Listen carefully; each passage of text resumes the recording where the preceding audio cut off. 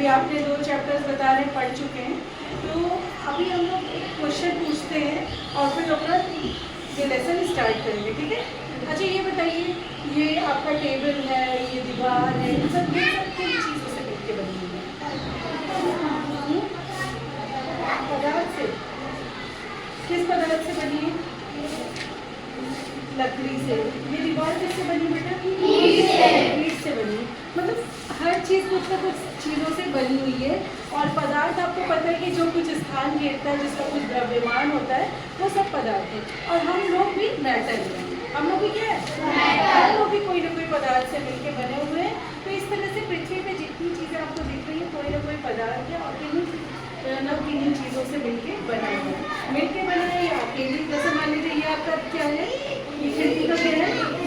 दरवाज़ा। दरवाज़ा किस चीज़ से बना हुआ है? लोहे से बना है। तो ये कोई चीज़ ये नहीं हो सकती कि एक चीज़ से बनी हो। कोई चीज़ ऐसी हो सकती है कि कई चीज़ों से, जैसे लकड़ी भी है, इसमें लोहा भी लगा हुआ है, और भी कई चीज़ें लग सकती, सनमाइका भी लगा हुआ है। तो ऐसे बहुत सारी चीज़ें हम एक चीज़ में भी जोड़ सकते हैं। तो इस तरह से हम देखते हैं कि बहुत से पदार्थ हमारे पृथ्वी पर जो पाए जाते हैं वो किन्हीं न किन्हीं चीज़ों से मिलकर बने हुए हैं। और जो भी चीज़ किसी भी चीज़ों से मिलकर बनी हुई है, तो उसकी सबसे छोटी यूनिट क्या है? जैसे मान लीजिए दीवार है, दीवार की सबसे छोटी यूनिट क्या है? ईंट। Very good. ये दीवार आप देख रहे, इतनी बड़ी दीवार है, इतनी बड़ी बिल्डिंग आपके स्कूल की, लेकिन सबसे छोटी बेसिक यूनिट जो भी वो ईंट होगी, है ना। तो इसी तरह से हमारे जितने भी पदार्थ हैं वो किन्हीं न किन्हीं चीज़ों से बने हुए हैं। तो बहुत से साइंटिस्ट लोगों ने बहुत से एक्सपेरिमेंट किए और पता लगाया कि जो पदार्थ है वो किन चीज़ों से मिलकर बना होता है। कोई बता सकता है? पदार्थ किससे मिलकर बना होता है और उसकी सबसे छोटी यूनिट क्या है? अरे वाह, वेरी गुड। क्या नाम है आपका? आर्यन के लिए पहले क्लैपिंग करिए सब लोग। पदार्थ होता है वो अणु और परमाणु से मिलकर बना होता है, ठीक है। और परमाणु जो है किसी भी पदार्थ की सबसे छोटी यूनिट होगी। और कोई भी परमाणु जो है सबसे छोटा तो होता है, लेकिन कोई एक ईंट का घर होता है क्या? घर बनाने के लिए कई सारी ईंटें लगती है ना। इसी तरह से परमाणु भी अकेले नहीं मिलता, उसको किसी न किसी के साथ कॉम्बाइन करना पड़ता है। अपनी ज़रूरत के लिए वो कॉम्बाइन करता है, वो भी हमें समझे। और उसी तरह से कई बार वो एक जैसी चीज़ों से कॉम्बाइन करते हैं, कई बार अलग जैसे होता है। जैसे ये लोहे का दरवाज़ा है, तो इसके सारे परमाणु, सारे एटम किसके हैं? लोहे के, ठीक है। और कई बार ऐसा होता है कि 2 तरह के परमाणु, 3 तरह के परमाणु जुड़े हुए हैं। तो वो क्यों जुड़ते हैं ऐसे, वो हम लोग देखेंगे आगे।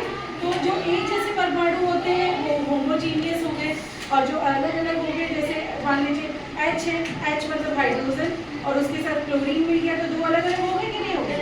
हाइड्रोजन क्लोराइड, तो अलग अलग हो गए। तो ये क्या हो गया? हेट्रोजीनियस इसको बोलेंगे, जो अलग अलग हो गए, कंपाउंड बन गया ये। तो ये सब चीज़ें हम लोग बाद में पढ़ेंगे। अभी हमको क्या समझना है मेन, कि जो एटम है हमारा वो कैसे बना होता है, उसके अंदर क्या होता है, ठीक है। तो बहुत सारे साइंटिस्ट लोगों ने बहुत से एक्सपेरिमेंट किए। पहले तो जो हमारे खुद ही अपने भारतीय उसमें कणाद ऋषि थे, उन्होंने बताया कि जो कोई पदार्थ है उसको हम विभाजित बहुत छोटे छोटे टुकड़ों में कर सकते हैं। और फिर एक ऐसा छोटा छोटा टुकड़ा आएगा जिसको हम कण को फिर विभाजित नहीं कर पाएंगे। यानी उन्होंने उसका नाम एटम का नहीं दिया, लेकिन उन्होंने एटम को कॉन्सेप्ट दे दिया था। उसके बाद डॉल्टन जी आए, जॉन डॉल्टन, उन्होंने कहा कि ये जो है एटम का सबसे छोटा, किसी भी पदार्थ मैटर का सबसे छोटा यूनिट एटम है, और एटम को फिर नहीं बांट सकते। उन्होंने कहा एटम इज इनडिविजिबल, उसको फर्दर नहीं बांट सकते। लेकिन इनकी ये बात क्या हो गई? गलत हो गई। फिर नए साइंटिस्ट लोग आए, उनका नाम था जे थॉमसन। ये देखिए आपका बहुत सारे ये हमने चित्र भी लगाया हुआ है, और ये देखिए आप लोगों ने बनाया भी जे थॉमसन का परमाणु मॉडल। तो ये क्या परमाणु मॉडल था? उन्होंने बताया कि जो अंदर जो है, उन्होंने एक एक्सपेरिमेंट किया, उसमें से कैथोड रे निकली। कौन सी रे निकली बच्चों? Cathode ray. और उन्होंने पता किया कि ये जो एटम है, इसमें से जो कैथोड रे निकल रही है, इसके अंदर जरूर कोई नेगेटिवली चार्ज पार्टिकल यानी उस नेगेटिवली चार्ज पार्टिकल को उन्होंने नाम दिया इलेक्ट्रॉन। जैसे हमने आपको बोला ना, छोटा सा ई बना लेंगे, उसमें नेगेटिव चार्ज लगा लेंगे तो इलेक्ट्रॉन को हम ऐसे प्रेजेंट कर सकते हैं इस तरह से। तो उन्होंने कहा एक छोटा इसमें पार्टिकल है जो नेगेटिवली चार्ज है, और वो कैथोड रे एक्सपेरिमेंट था, उससे उन्होंने प्रूव किया। लेकिन उन्होंने बताया कि अंदर रहता कैसे है। इसी तरह से एक और साइंटिस्ट है, उन्होंने एनोड रे के जरिए उन्होंने उसकी खोज की। गोल्डस्टीन नाम था उनका, गोल्डस्टीन नाम था, और उनको ये रदरफोर्ड ने प्रोटॉन नाम दिया कि ये पॉजिटिवली चार्ज पार्टिकल भी है एटम के अंदर, उसका नाम है प्रोटॉन, पी। और फिर एक चैडविक है साइंटिस्ट, उन्होंने बोला, जेम्स चैडविक ने, कि इसमें एक न्यूट्रॉन भी होता है जिसमें ना पॉजिटिव चार्ज है ना नेगेटिव चार्ज है। तो उन्होंने इस तरह के ऐसे ऐसे साइंटिस्ट लोगों ने एक्सपेरिमेंट किया और बताया। तो उसमें जे थॉमसन ने सबसे पहले मॉडल दिया था कि जैसे वाटरमेलन नहीं होता, तरबूज, उन्होंने कहा कि जो लाल वाला रंग है वो पॉजिटिव चार्ज है, वो क्या है, पॉजिटिव चार्ज है, और उसमें बीज की तरह नेगेटिव चार्ज धसे हुए, जैसे बीज होता है ना, उसी तरह उन्होंने कहा कि नेगेटिव चार्ज भी उसमें उसी तरह से धसे हुए हैं। जैसे ये देखिए इस तरह से, यहाँ पे तो आपका जे थॉमसन का नहीं दिख रहा है, कोई बात नहीं, तो जे थॉमसन का ये परमाणु मॉडल था। तो इस तरह उन्होंने बताया, लेकिन ये भी बात गलत हो गई, ऐसे नहीं होता। फिर उन्होंने एक दूसरे साइंटिस्ट आए, उन्होंने बड़ी इंपॉर्टेंट खोज की, उनका नाम था रदरफोर्ड। क्या नाम था, रदरफोर्ड ने इतना इंपॉर्टेंट ये खोज किया। इसमें उन्होंने क्या किया, देखिए चित्र के जरिए आप देख सकते हैं, ये जो चमकीला पदार्थ है ये यहाँ पे गोल्ड है, सोना। सोने के अंदर ये खासियत होती है कि सोने को हम मैलिएबिलिटी प्रॉपर्टी होती है, मैलिएबिलिटी मतलब उसको पीट पीट के हम पतले से पतला चादर उसकी बना सकते हैं। तभी तो देखिए गहने वगैरह सोने के जो बनाए जाते हैं इतने पतले तार से बना सकते हैं ना, उसको तार के रूप में खींच सकते हैं, पतला करके पीट सकते हैं। तो उन्होंने उसको पीट के फॉयल, एकदम पतला फॉयल बनाया, और उसमें अल्फा पार्टिकल एक होता है, उसका बम्बार्डमेंट कराया, उसके ऊपर गिराया। तो उन्होंने देखा कि जब अल्फा पार्टिकल जा रहा था तो कुछ अल्फा पार्टिकल क्या हुए, सीधे चले गए, कुछ अल्फा पार्टिकल एकदम सीधे चले गए, क्या हो गए, एकदम सीधे चले गए, और कुछ अल्फा पार्टिकल क्या हुए, थोड़े से मुड़ गए, ऐसे मुड़ गए, और कुछ अल्फा पार्टिकल क्या हुआ, किसी ऐसी चीज से टकराए और एकदम से पूरे पलट गए। तो उन्होंने कहा कि कुछ तो ऐसा है, अल्फा पार्टिकल क्या पॉजिटिवली चार्ज पार्टिकल है। तो जब उन्होंने कहा कि जब ये किसी ऐसी चीज से टकराया जो पॉजिटिव चार्ज है, और उससे जैसे दीवार पे आप बॉल मारेंगे वो एकदम से टकरा के वापस आ जाएगी, उसी तरह से ये उन्होंने कहा कि बाकी तो पूरा एटम का हिस्सा खाली है, लेकिन बीच में कोई एक चीज़ है जिससे टकरा के रेस कुछ वापस आ रही है। सारी रेस तो निकल जा रही है, मैक्सिमम निकल जा रही है, लेकिन कुछ जो है टकरा के वापस आई और कुछ अपना रास्ता मोड़ दी। तो इस एक्सपेरिमेंट का नाम रदरफोर्ड है।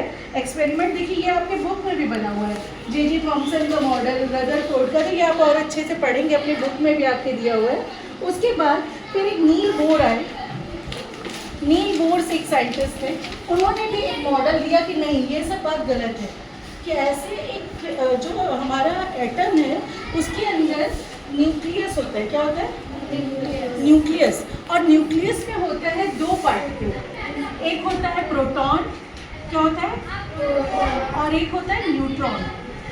क्या होता है, प्रोटॉन और न्यूट्रॉन, ये दोनों पार्टिकल होते हैं, और दोनों पार्टिकल के चारों तरफ इलेक्ट्रॉन्स क्या करते हैं, घूमते हैं, और उनके घूमने का रास्ता फिक्स है, ऐसा नहीं कि उनका जहाँ मन हुआ वहाँ घूमेंगे, उनका रास्ता ये फिक्स है कि वो उसी रास्ते पे घूमेंगे। जैसे पहला रास्ता उनका ये न्यूक्लियस हो गया, न्यूक्लियस के लिए पहला रास्ता हो गया के शेल, फिर हो गया एन, फिर हो गया एम, फिर हो गया एन। तो ये इसी पे, और इसका भी फिक्स्ड जगह है कि इसमें कितने इलेक्ट्रॉन रहेंगे। इसमें पहले के में कितने होते हैं, के में सिर्फ 2 इलेक्ट्रॉन रह सकते हैं, एल, एम और एल।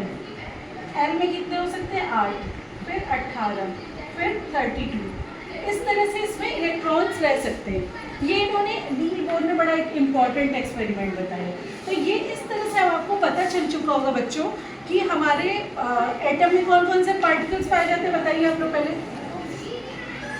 इतने सारे एक्सपेरिमेंट। सबसे पहले इलेक्ट्रॉन, वेरी गुड, बहुत अच्छा। क्या नाम है बेटा आपका, अनन्या, अनन्या के लिए ताली बजाइए आप लोग। आप ये बताइए सबसे पहले इलेक्ट्रॉन की खोज किसने की, कौन से साइंटिस्ट ने, जिन्होंने ये वाटरमेलन वाला मॉडल दिया,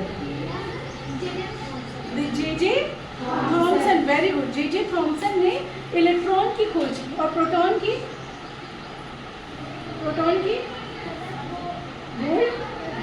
रदरफोर्ड ने उसको प्रोटॉन का नाम दिया था। वेरी गुड, अनन्या पढ़ रही है थोड़ा सा, वेरी गुड। रदरफोर्ड ने क्या किया था, प्रोटॉन का नाम दिया था, लेकिन खोज किसने की थी, ई गोल्डस्टीन ने।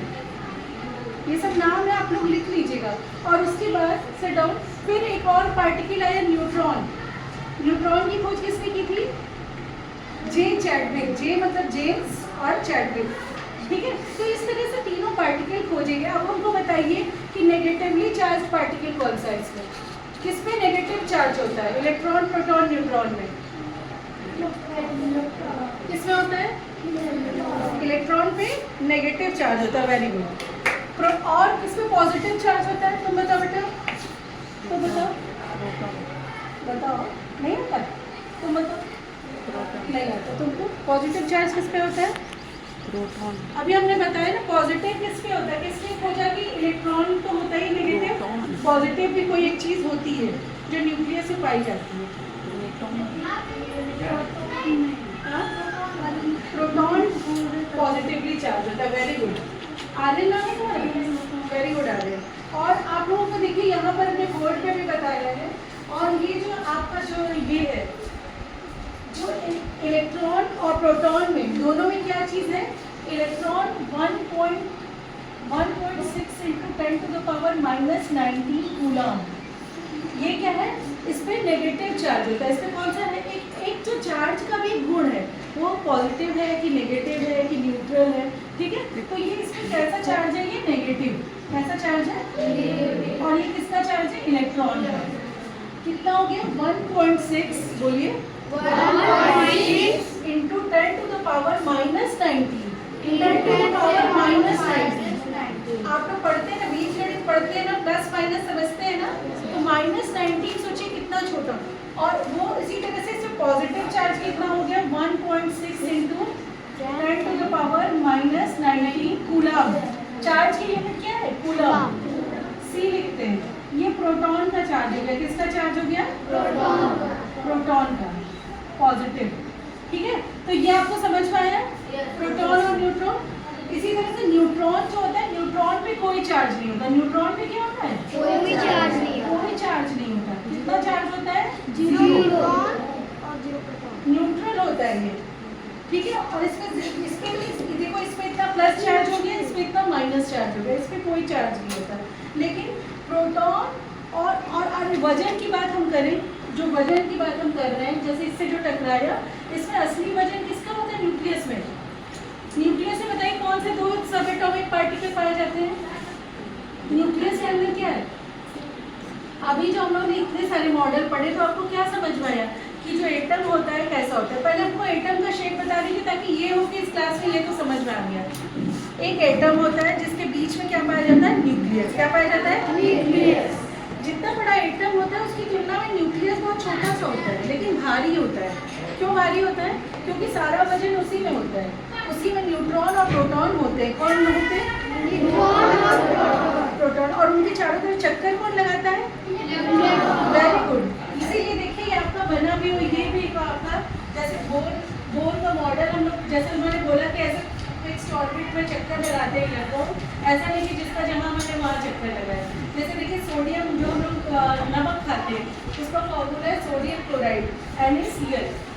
तो सारे जो अभी आप आगे की क्लासेस में पढ़ेंगे कि एटम्स एक दूसरे से जुड़ते क्यों हैं, उनकी ज़रूरत होती है। किसी को कम पड़ा होता है, मान लीजिए किसी के पास एक इलेक्ट्रॉन की कमी है, एक इलेक्ट्रॉन की कमी है, तो वो क्या करेगा, दूसरे से एक इलेक्ट्रॉन उधार ले लेगा, और ले लेगा तो उसके ऊपर क्या आ जाएगा, माइनस चार्ज आ जाएगा। क्या देगा, माइनस चार्ज। और जो देगा उसको क्या आ जाएगा, प्लस। तो क्या देगा, और देगा कौन, जिसके पास अधिक होगा ना वही देगा ना, जिसके पास कम होगा देगा। तो ये जो सोडियम है, ये एक मेटल है। इसका देखो एटॉमिक नंबर होता है 11। इसका जो होता है 2, 8, 8। इसकी जो आखिरी जो ऑर्बिटल है, तो ये आखिरी वाला, जैसे देखो KNM, इसमें आखिरी में एक इलेक्ट्रॉन होता है, तो इसको अपना एक इलेक्ट्रॉन अधिक है इसके पास, है ना। तो ये अपना एक इलेक्ट्रॉन किसी को दे सकता है। इसलिए अधिक है क्योंकि हर एटम चाहते हैं कि उसकी लास्ट ऑर्बिट में, अभी आप लोग बड़ी और आगे पढ़ेंगे तो पता चलेगा, एक ऑक्टेट रूल होता है। ऑक्टेट मतलब 8 बनाने का, ठीक है, अपना लास्ट ऑर्बिट कंप्लीट करने का रूल होता है। तो उसके हिसाब से हर एटम चाहता है कि हमारा ऑर्बिट कंप्लीट हो जाए। तो सोडियम भाई को कोई 8 इलेक्ट्रॉन कंप्लीट करने के साथ तो दे देगा, इसलिए ये अपना बेचारा एक अपना खुद ही दे देता है। और यहाँ पे देखिए क्लोरीन बना हुआ है। क्लोरीन के आखिरी ऑर्बिट में 7 इलेक्ट्रॉन होते हैं, बस एक की कमी होती है 8 में। 8 में कितने की कमी है? एक की। तो ये एक इससे उधार ले लेता है, इसीलिए जैसे ही उससे उधार लेता है इसके ऊपर माइनस चार्ज आ जाता है। कितना इलेक्ट्रॉन उधार लिया है? 1 इलेक्ट्रॉन। तो इसके ऊपर एक माइनस चार्ज आ गया और इसके ऊपर इसका एक दे दिया, इसलिए इसको इसका पहले एक था इसका इसके पास, इसने एक दे दिया, तो देने के बाद एक तो हट गया लेकिन इसके ऊपर एक पॉजिटिव चार्ज आ गया।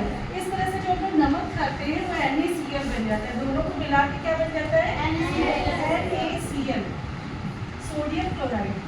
इसके ऊपर पॉजिटिव चार्ज आ जाता है, इसके ऊपर नेगेटिव आ जाता है। तो ये सब अभी आप लोग बाद में समझिएगा, बस मोटी तौर पे आपको इस क्लास में ये समझना है कि एक एटम होता है जिसके बीच में न्यूक्लियस पाया जाता है, जिसमें प्रोटॉन और न्यूट्रॉन होते हैं। प्रोटॉन और इलेक्ट्रॉन इसके चारों तरफ चक्कर लगाते हैं और इलेक्ट्रॉन का आवेश ऋण होता है और प्रोटॉन का पॉजिटिव होता है। उसका पॉजिटिव होता है, इसका नेगेटिव होता है। ये समझ में आ गया? दोनों के नंबर एक बराबर होते हैं, लेकिन एक का नेगेटिव होता है, एक का पॉजिटिव होता है। दूसरा, वजन की बात करें तो इलेक्ट्रॉन का वजन बहुत हल्का होता है प्रोटॉन की तुलना में। समझिए, इलेक्ट्रॉन का 2000 गुना जो है प्रोटॉन होता है और प्रोटॉन के ही बराबर लगभग क्या होता है? न्यूट्रॉन होता है। तो दोनों का वजन लगभग बराबर होता है। तो जैसे अगर एक इलेक्ट्रॉन है यहाँ पे, इसीलिए किसी का एटॉमिक नंबर जब हम बताते हैं तो वो अभी आप लोग के लिए बहुत ज़्यादा हो जाएगा, लेकिन आप ये देखिए, यहाँ पर देखिए ये चित्र आपकी बुक में बना हुआ है कि यहाँ पे क्या होता है। जैसे हाइड्रोजन है, हाइड्रोजन का एटॉमिक नंबर कितना हो गया? 1। यानी अगर इसका एटॉमिक नंबर 1 है तो इसके पास कितने प्रोटॉन है? 1 प्रोटॉन है। कितने प्रोटॉन है? 1 प्रोटॉन। और इलेक्ट्रॉन भी कितना है? 1 प्रोटॉन और 1 इलेक्ट्रॉन। और न्यूट्रॉन की संख्या कभी कभी बराबर होती है, कभी कभी अलग अलग भी हो जाती है। जैसे ये भी देखिए एक चित्र आपके बुक में ही दिया हुआ है कि यहाँ पे हाइड्रोजन का 3 तरह से दिया हुआ है कि हाइड्रोजन के पास 1 परमाणु संख्या है, तो इसके पास 1 इलेक्ट्रॉन है, 1 प्रोटॉन है और 1 न्यूट्रॉन है, सब 1-1 है। कभी ऐसा भी हो सकता है कि हाइड्रोजन के पास क्या हो गई? द्रव्यमान संख्या इसकी 2 हो गई। कैसे हो गई? क्योंकि इसके प्रोटॉन की संख्या जो है, प्रोटॉन और इलेक्ट्रॉन तो बराबर होता है, न्यूट्रॉन की संख्या क्या हो जाती है? बढ़ जाती है। न्यूट्रॉन की संख्या अगर 2 हो गई तो यहाँ पे ड्यूटीरियम बन जाता है। क्या बन जाता है? ड्यूटीरियम। और अगर 3 हो गई तो क्या बन गया? ट्राइटियम। तो ये सब हम लोग समझेंगे। फिलहाल हम लोग इस पूरी क्लास को भी यहीं पे ख़त्म करते हैं। हम क्या समझ रहे हैं अभी? आप लोग बस बता दीजिए कि एक एटम होता है, एटम के बीच में क्या पाया जाता है? वेरी गुड, न्यूक्लियस पाया जाता है। क्या पाया जाता है? और न्यूक्लियस के अंदर क्या होता है? न्यूट्रॉन और प्रोटॉन। तो हमारा जो एटम होता है उसकी 2 चीज़ हम लोग लिखते हैं, एटॉमिक नंबर और एटॉमिक मास। क्या बोलते हैं? Atomic number. ठीक है, एटॉमिक नंबर मान लीजिए हाइड्रोजन है, हाइड्रोजन का एटॉमिक नंबर 1 होता है। क्या होता है? 1। अगर इसका एटॉमिक नंबर 1 है तो इसके पास 1 प्रोटॉन भी होगा और 1 इलेक्ट्रॉन भी होगा। इसके न्यूक्लियस में क्या होगा? कितने प्रोटॉन होंगे? कितने प्रोटॉन होंगे? 1। ठीक है, और उसी तरह से न्यूट्रॉन भी 1 होगा, इसलिए इसका एटॉमिक मास कितना हो जाएगा? 1। एटॉमिक मास दो चीज जुड़ देना, एटॉमिक मास क्या हो गया? 2 हो गया ना, क्योंकि इसमें हमारा प्रोटॉन प्लस न्यूट्रॉन दोनों जुड़ जाएगा। ठीक है, तो ये सारी चीज़ें आप देखेंगे। तो वजन जो हमारा होता है वो वेट जो होता है, मास जो होता है, मास भी देखिए आपका लिखा हुआ है यहाँ पर कि कितना जो ये है हमारा प्रोटॉन और न्यूट्रॉन का मास लगभग बराबर होता है 1.67 × 10⁻⁻27 kg प्रोटॉन का, और लगभग उतना ही न्यूट्रॉन का होता है, लेकिन इलेक्ट्रॉन का बहुत ही कम मास होता है। ये संख्या जितनी बढ़ती जाएगी आपकी, माइनस में, उतना ही वजन क्या होता जाएगा, कम आता जाएगा। तो इलेक्ट्रॉन का क्या होता है 9.01 into 10 to the power -31 kg। तो इस तरह से हम समझ सकते हैं कि इलेक्ट्रॉन का वजन बहुत कम होता है और प्रोटॉन और न्यूट्रॉन से एटॉमिक मास बनता है हमारे एटम में। तो इस आप लोगों को समझ में आया, समझ में आ गया सबको? अब एक बार कोई बता दे, एक बार कोई पूरे तुम बताओ बेटा। एटम होता है, एटम के बीच में क्या पाया जाता है, बीच में न्यूक्लियस, न्यूक्लियस के अंदर क्या होता है, प्रोटॉन और न्यूट्रॉन, और उसके चारों तरफ चक्कर कौन लगाते हैं, इलेक्ट्रॉन अपने अपने ऑर्बिट पे चक्कर लगाते हैं। और आप लोग को एक होमवर्क में देके जा रही हूँ आज के इसमें कि आप जैसे मैंने बताया, आप लोग एक पीरियोडिक टेबल अपनी बुक में भी देखेंगे कि हाइड्रोजन से लेकर जैसे 1 2 3 फिर आप याद करते हैं ना, वैसे पीरियोडिक टेबल में कम से कम 20 तक के एलिमेंट्स का नाम रखते हैं। हाइड्रोजन से शुरू हुआ और वो कैल्शियम पे जाके खत्म हुआ। Hydrogen, helium, lithium, beryllium, boron, carbon, nitrogen, oxygen, chlorine, bromine, ऐसे करके आप पूरा क्रम से उसको याद करिए, ठीक है? और याद करिए तो फिर आपको समझ में आएगा कि एक एक एटम कैसे बढ़ रही है, एक एक एटम में इलेक्ट्रॉन्स की संख्या कैसे बढ़ती जा रही है। फिर ऐसा आप जो चित्र जो नील बोर ने हमें बताया था कि फिक्स्ड ऑर्बिट में घूमते इलेक्ट्रॉन, ये होगा। तो अब इसके लिए हम लोग अभी इस चैप्टर को और भी हमें मेहनत करनी पड़ेगी, पढ़ना पड़ेगा। तो अभी आप लोग घर जाएंगे, इसको फिर से अच्छे से रीडिंग करेंगे और जो तीनों हम लोगों ने सब एटॉमिक पार्टिकल ढूंढे, साइंटिस्ट ने ढूंढे और हम लोगों ने भी ढूंढा और पढ़ा आज, उसको हम लोग भी अच्छे से पढ़ेंगे और समझेंगे, ठीक है? फिर ये चीज़ें हमको और भी अच्छे से समझ में आएंगी।